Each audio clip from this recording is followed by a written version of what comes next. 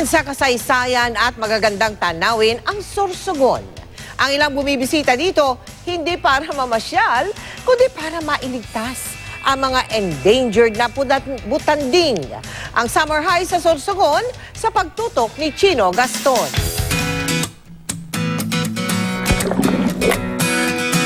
Tinaguri ang gateway to the Visayas and Mindanao.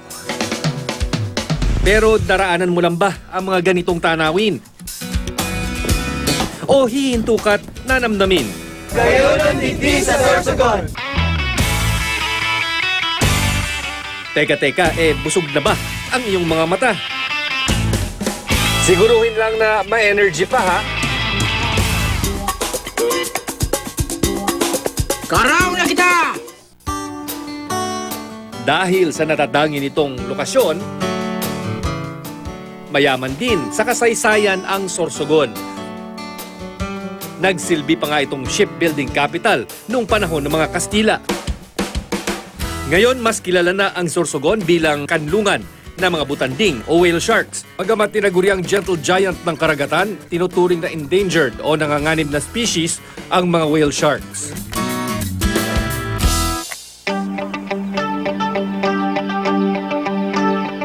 Kaya naman si Floyd at ang kanyang grupo narito ngayon para magboluntaryo.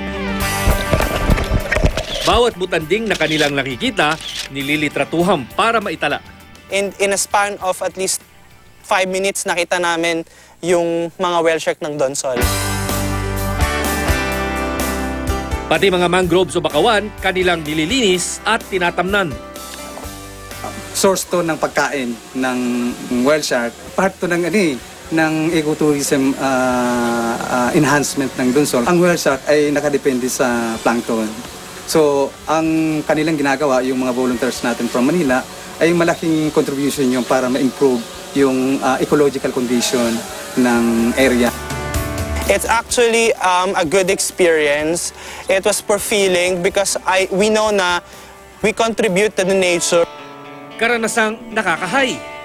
Spend your time with meaningful, like helping people, like helping the environment. Kasi if we act as one, I think malaki yung magagawa nating impact. We have to assure na yung summer natin, masispend natin wisely.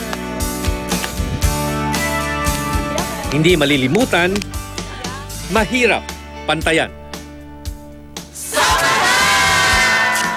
Chino Gaston, nakatutok, 24 oras.